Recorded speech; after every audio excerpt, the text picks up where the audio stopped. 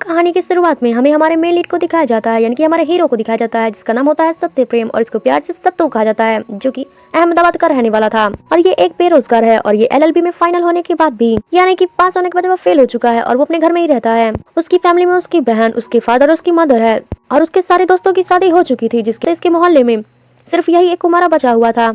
नाम तो इसका सत्य प्रेम है, लेकिन इसको प्यार से सत्तू ही बुलाया जाता है। बस इसे प्यार से कोई बात नहीं करता। और इसके घर का सिस्टम भी अलग है, यानी कि इसके पिता और वो घर का काम करते हैं और उसकी माँ और बहन घर का खर्चा चलाते हैं, यानी कि वो कुछ ना कुछ काम करते हैं। आजकल उसकी माँ और बहन घर में क्लासेस देती हैं, यानी कि गरबा सिखाने का काम करती हैं। वही फिल्म की शुरुआत से भी बताया जाता है कि सत्तू का सिर्फ एक ही सपना है कि उसकी शादी हो जाए और वो रोजाना इसी बात के सपने देखता रहता है। नहीं है कि ये दिखने में अच्छा नहीं है या फिर इसको लड़की अच्छी नहीं मिली, ये दिखने में भी बहुत अच्छा है। और इसको एक साल पहले जब एक जलसे में ये गया था, वहाँ उसने पहली बार कथा को देखा था और जैसे ही सत्तू ने उसको देखा था, उसको तो प्यार ही हो गया था, यानी कि he had love at first sight हो गया था और उसको कथा तो बहुत ही ज्यादा अच्छी लगती है। यहाँ पर सत्तू ने कथा से बात करने की भी कोशिश की थी, लेकिन बात शुरू होने से पहले ही कथा ने उसको बता दिया था कि उसका एक पहले से ही बॉयफ्रेंड है और उसका नाम तपन है। जिसके बाद सत्तू तो उसको कहता है कि तुम्हारे बॉयफ्रेंड के साथ तो उसका हैशटैग भी नहीं बनता है, हैशटैग बनना चाहिए जैसे कि हम दोनों का नाम है, जैसे कि सत्य प्रेम की कथा। जिसके बाद सत्य प्रेम यानी कि सत्तू कहता है कि उसका उसके बॉयफ्रेंड के साथ उसका कैसा रिलेशन है, यानी कि जिंदगी भर रहने का साथ है या फिर कुछ दिन की बात है, क्योंकि वो उसके साथ लाइफ टाइम रहना चाहता है। वो दोनों बात कर ही रहे होते हैं कि तभी वहाँ पर उसका बॉयफ्रेंड यानी कि गधा का बॉयफ्रेंड तपन आ जाता है और यहाँ पर जैसे ही तपन आता है, वो गधा को अपने साथ लेकर चला जाता है। ये देखने के बाद बेचारे हमारे सत्तू का तो हार्ट ब्रेक ही हो जाता है। और ये एक पहला और आखिरी मुलाकात था, एक साल पहले जब वो कथा से मिला था। कमिंग बैक टू प्रेजेंट, सत्तू और उसकी माँ और उसकी बहन को दिखाया जाता है। उसकी बहन बोलती है कि इसके लिए तो कोई लड़की भी नहीं मिलती और ना ही उसके घर वाले कोई एफर्ट डाल रहे हैं ताकि उन्हें कोई लड़की मिल जाए। और सत्तू का जो इकलौता दोस्त होता है वो कोई और नहीं बल्कि उसके फादर होते हैं। सत्तू अपने फादर से हर एक बात शेयर करता है। सत्तू के फादर को पंचायती राजा कहा जाता है, क्योंकि मोहल्ले के सारे खबर जो रखते हैं ये खबरी। और इन्हीं बातों में से एक बात वो अपने बेटे सत्तू को बताते हैं। जिसके बाद उसके डैड उसको बताते हैं कि सत्तू, तुम्हें पता है गाधा का यहाँ पर ब्रेकअप हो चुका है उसके बॉयफ्रेंड से और वो अब पूरी तरीके से सिंगल है क्योंकि उसका ब्रेकअप जो हो गया है। ये बात सुनने के बाद सत्तू तो तुरंत वहां जाता है, क्योंकि गाथा वहाँ पर हमेशा परफॉर्म करती है, लेकिन इस बार गाथा ने वहाँ पर परफॉर्म नहीं किया था। यहाँ पर सत्तू को उसके फादर के द्वारा पता चलता है कि ठीक नहीं है, जिसकी वजह से वो जलसे में नहीं पहुंची है। ये बात जानने के बाद सत्तू तो सीधे गाथा के पास पहुंच जाता है उसके घर पर, क्योंकि वो उसे उसके दिल की बात जो बताना चाहता था उसको। अब जैसे ही सत्तू गाथा के घर पर पहुंचता है और उसको देखता है तो वो तो देखकर उसको हैरान हो जाता है, क्योंकि वो तो वहाँ पे बहुत तेज रोना स्टार्ट कर देती है और उसने ब्लेड से अपनी कलाई की एक नस भी काट ली थी। जिसके बाद तो सत्तू टाइम वेस्ट किए बिना ही जल्दी से गाथा को हॉस्पिटल लेकर चला जाता है। सत्तू को यहाँ पे बहुत बुरा लगता है, क्योंकि इन सारी चीजों का वजह कोई और नहीं बल्कि उसका बॉयफ्रेंड ही था। हॉस्पिटल में थोड़ी देर के बाद गाथा के फादर उससे मिलने के लिए वापस आते हैं। वो यहाँ पर सत्तू से मिलते हैं और थैंक यू कहते हैं। सत्तू भी यहाँ पर गाथा के फादर से बात करता है और गाथा के फादर को भी सत्तू की बातें बहुत ही ज्यादा अच्छी लग रही थी। अब कुछ दिन यूं ही बीतता है, लेकिन सत्तू गाथा के घर पर अब आने जाने लगा था, जहाँ पर वो उसके पेरेंट्स से भी मिलना स्टार्ट कर देता है और उसके पेरेंट्स को सत्तू तो काफी ज्यादा अच्छा लगता है। लेकिन गाथा की हालत अभी भी वैसी की वैसी ही है। हालांकि अब सत्तू बहुत ही ज्यादा खुश रहने लगा था। अब गाथा के फादर उसकी शादी तो करना चाहते थे, मगर उसके लिए कोई लड़का ही नहीं मिल रहा था, क्योंकि गाथा के फादर जहाँ भी उसके रिश्ता लेकर के जा रहे थे उन सारे लोगों को गाथा के बॉयफ्रेंड के बारे में तो पहले से ही पता था, जबकि गाथा के फादर तो बहुत ही ज्यादा रिच होते हैं। जिसके बाद उन्हें ख्याल आता है कि सत्य प्रेम यानी कि सत्तू ही उनका दामाद बनने के लिए परफेक्ट है। हालांकि गाथा इस शादी से रह जाता है कि वो इस शादी से रेडी नहीं थी, यानी कि वो इस शादी से खुश नहीं थी।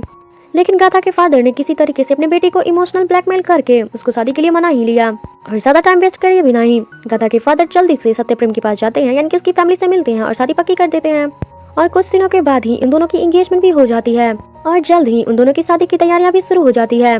एक तरफ सत्तू की शादी की तैयारियों में तो सारे लोग बहुत ही ज्यादा खुश थे, लेकिन दूसरी तरफ गाथा यहाँ पर बिल्कुल भी खुश नजर नहीं आ रही थी, क्योंकि उसकी मर्जी से ये शादी थोड़ी ना हो रही थी। वो तो सिर्फ अपने पिता की वजह से ये शादी कर रही थी। वो तो बिल्कुल भी सत्तू से शादी करना नहीं चाहती थी, लेकिन सत्तू तो इस शादी से बहुत ही ज्यादा खुश था, क्योंकि ये तो उसका ड्रीम था कि वो गाथा से शादी कर सके। और यहाँ पर फाइनली उन दोनों की शादी हो ही जाती है। जिसके बाद हमें अगला सीन दिखाया जाता है, जहाँ पर इन दोनों की फर्स्ट नाइट थी, मगर सत्तू के पास खुद का कोई पर्सनल रूम नहीं था, जिसकी वजह से जहाँ पर उसकी मॉम गरबा सिखाया करती थी उस रूम को ही डेकोरेट किया जाता उनकी फर्स्ट नाइट के लिए, जहाँ पर फुल एसी था।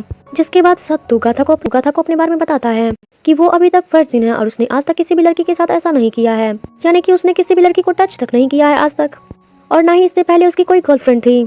लेकिन वहीं दूसरी तरफ गाथा उसको बताती है कि वो काफी ज्यादा थक चुकी है, इसलिए वो आराम करना चाहती है। और ऐसा बोलने के बाद वो तो सो ही जाती है। दोनों यहाँ पर सो तो जाते हैं, मगर रात में सत्तू तो काफी ज्यादा खराटे ले रहा था और खराटे लेना उसकी आदत थी, जिसकी वजह से गाथा को तो नींद नहीं आ रहा था। इसीलिए सत्तू को वहाँ से नीचे जाना पड़ता है। फिर वो अपने पिता के पास चला जाता है। इसी तरीके से काफी ज्यादा दिन गुजर जाते हैं, जिसमें ना ही तो वो फिजिकल रिलेशन बना रहे थे और ना ही उसका खराटा खत्म हो रहा था, ना ही वो उसके साथ ठीक से सो पा रहा था। लेकिन एक दिन फाइनली सत्तू की फीलिंग्स काफी ज्यादा बढ़ जाती है। वो तो आज सोच रहा था कि आज तो उसके साथ सोना ही है, इसीलिए वो अपनी वाइफ के पास जाता है ताकि वो अपनी फीलिंग का इजहार कर सके और साथ में उसके साथ फिजिकल रिलेशन बना सके। मगर तभी गाथा उसको एक कड़वा सच बताती है, जिसको सुनकर सत्तू का तो होश ही उड़ जाता है, यहाँ तक कि उसकी आंखों से आंसू भी टपक जाते हैं। गाथा उसको बताती है कि वो एसेक्सुअल है, यानी कि उसके अंदर की फीलिंग नहीं जागती है, उसके अंदर ऐसी कोई फीलिंग्स होती ही नहीं है और यही कारण होने की वजह से उसके बॉयफ्रेंड ने उससे ब्रेकअप कर लिया और इन सारी चीज़ों ज्यादा बुरा लगता है। जिसके बाद वो अकेले चला जाता है और उनको ये सारी प्रॉब्लम्स के बारे में बताता है। लेकिन गाथा के फादर कहते हैं कि हो सकता है कि वो तुमसे कुछ छुपा रही हो, वो तुमसे झूठ भी तो बोल सकती है ना। गाथा के फादर सत्तू को बताते हैं, गाथा ने सुसाइड करने की भी कोशिश की थी, इसी से तुम सोच सकते हो कि उसकी मानसिक स्थिति अभी किस टाइम। इसलिए गाथा के फादर उसको कहते हैं कि तुम जितना ज्यादा गाथा को कंफर्टेबल रखोगे, वो तुम्हें अपनी फीलिंग्स के बारे में उतना अच्छी तरह। तब से ही सत्तू गाथा का ख्याल रखना शुरू कर देता है। अब सत्तू गाथा को समझने की कोशिश करना शुरू कर देता है और साथ ही उसके साथ काफी ज्यादा टाइम स्पेंड भी करने लग जाता है। इसीलिए सत्तू के मन में जो भी आ रहा था वो तो गाथा को डायरेक्ट बता देता है, क्योंकि ये उसकी आदत है। उसका मानना है कि सच बोलने से पहले सोचा नहीं जाता है। इसके बाद वो गाथा से काफी अच्छी अच्छी बातें कर रहा था। अब कहीं न कहीं गाथा को भी सत्तू काफी ज्यादा अच्छा लगने लगता है।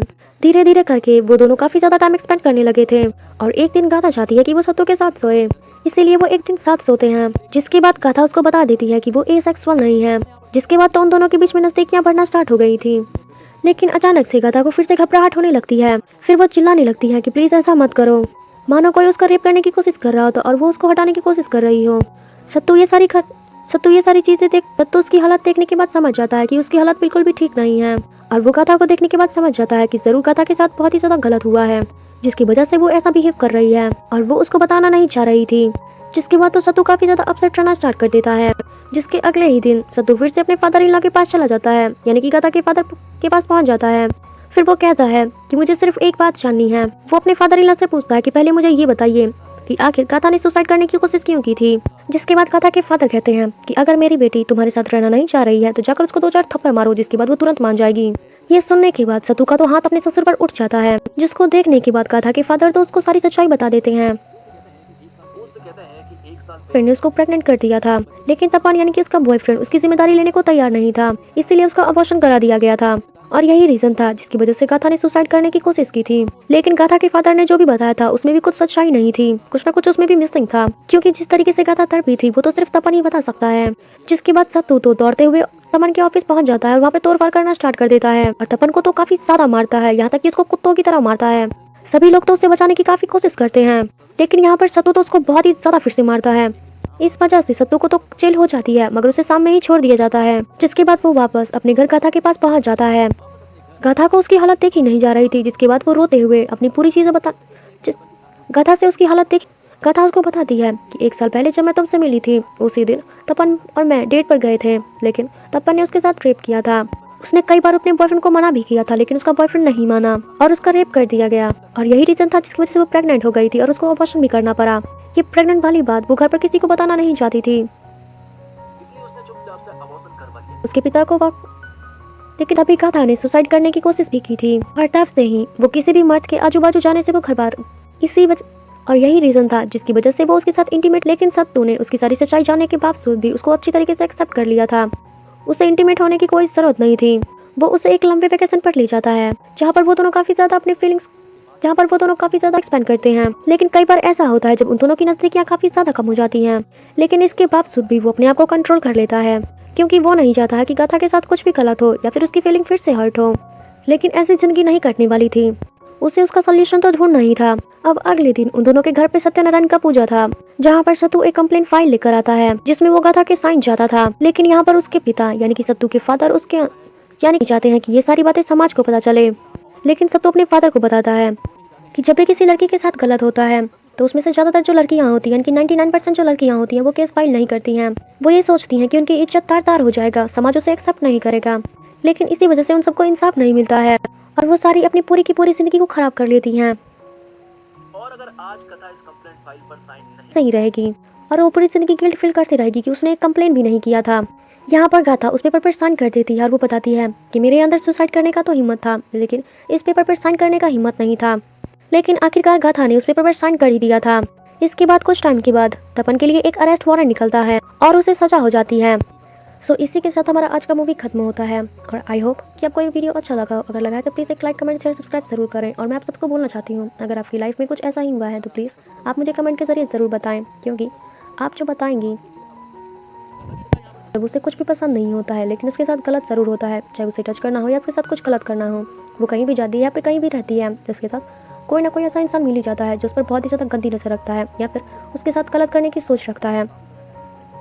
और अगर आपके साथ भी कुछ ऐसा हुआ है जो आप किसी को बता नहीं पाए, तो ज़रूरी नहीं है कि आप मुझे अपना नाम बताओ या फिर अपने बारे में बताओ, सिर्फ आप मुझे वो स्टोरी बता दो। क्योंकि कई बार ऐसा चीज़ें हो जाता है जो हम अपने पेरेंट्स को भी नहीं, हम अपने अंदर ही छुपा कर रखते हैं, लेकिन वो अंदर ही अंदर हमें बहुत ज़्यादा तकलीफ देता है। हम ये बात किसी और को भी बता नहीं पाते हैं, लेकिन किसी के साथ शेयर करके हमारी फीलिंग्स थोड़ी हल्की हो जाती है। इसीलिए मैं आपसे रिक्वेस्ट करती हूँ, हमारा मन थोड़ा हल्का हो जाता है। बताना चाहें थैंक तो मैं आपका तहे दिल से शुक्रिया अदा करना चाहती हूँ। तो चलिए इसी के साथ हमारा आज का वीडियो खत्म होता है। तो मिलते हैं अगली